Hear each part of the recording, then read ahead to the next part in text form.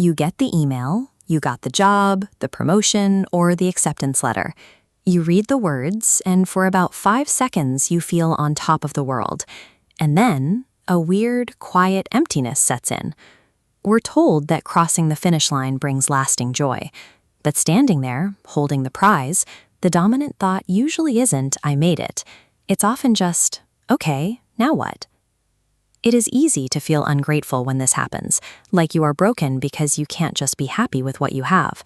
But this sudden drop in satisfaction happens to almost everyone. Evolutionary biology maintains this state of discontent to keep us moving. A creature that stays perfectly satisfied with its last meal is a creature that stops searching for the next one. To figure out why we do this, psychologists in the late 1970s decided to test the absolute outer limits of human fortune and tragedy. Researcher Philip Brickman and his team interviewed 2 very different groups of people. One group had recently won massive payouts in the state lottery. The other group consisted of patients who had recently been paralyzed in catastrophic accidents. This graph shows how their happiness levels tracked over time. Initially, the lottery winners spiked to the top, and the accident victims plunged. But within a few months, both paths curved right back to where they started. Both groups returned to their previous, everyday levels of happiness. Psychologists call this hedonic adaptation. Our brains automatically recalibrate to absorb major life changes into a new normal. It means that whatever new goal you are chasing right now will lose its shine the exact moment you catch it. The extraordinary simply becomes the ordinary.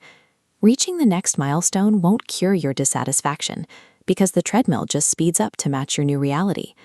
Modern clinical data gave this a name, but the underlying mechanics were mapped out long before psychologists put it on a graph. In the 19th century, the philosopher Arthur Schopenhauer looked at human behavior and noticed the exact same biological trap. He argued that we are driven by something he called the will, a blind, relentless impulse that forces us to constantly strive for more, regardless of what we already have. According to Schopenhauer, this creates a frustrating loop. Desiring something causes a sort of pain. Achieving it brings a brief moment of relief, and then, almost immediately, boredom sets in until a new desire forms.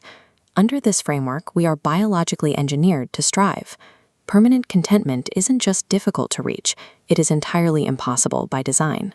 As grim as that sounds, Schopenhauer was actually echoing a realization made over 2 millennia earlier in ancient India.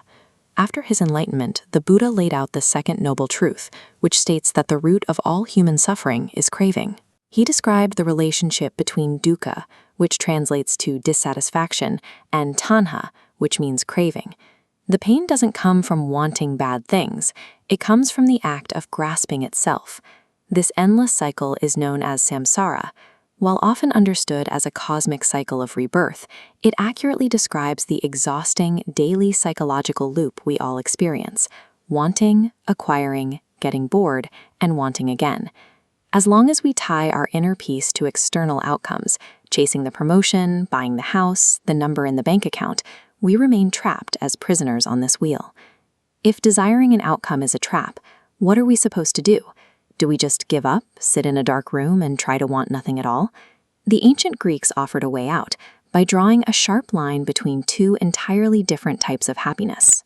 Aristotle pointed out that what we usually chase is hedony, the fleeting, unreliable pleasure you get from reaching a specific outcome or securing a reward. It feels good, but it burns off quickly. He contrasted that with eudaimonia. This translates roughly to human flourishing, or the pursuit of excellence. Aristotle saw this flourishing as an active state of being, a way of moving through the world, rather than an object put on a shelf. When you focus on the process of excellence, the reward is found in the work itself. You find value in the act of running the race, rather than the ribbon at the end. This aligns perfectly with the Buddhist concept of the middle way, and it reveals the true meaning of non-attachment. You can still run toward a goal with every ounce of your energy and passion. True non-attachment allows for that intensity, but it removes the desperation for the final result. You engage with the work while letting the outcome take care of itself. In this light, the goals themselves function as North Stars. They give us a direction to travel, providing the challenge necessary for us to grow. They are essentially the excuses we use to become the person capable of pursuing them. So the next time you achieve something great and feel completely empty 5 minutes later, remember you aren't broken. You just need to remember what philosophers figured out thousands of years ago.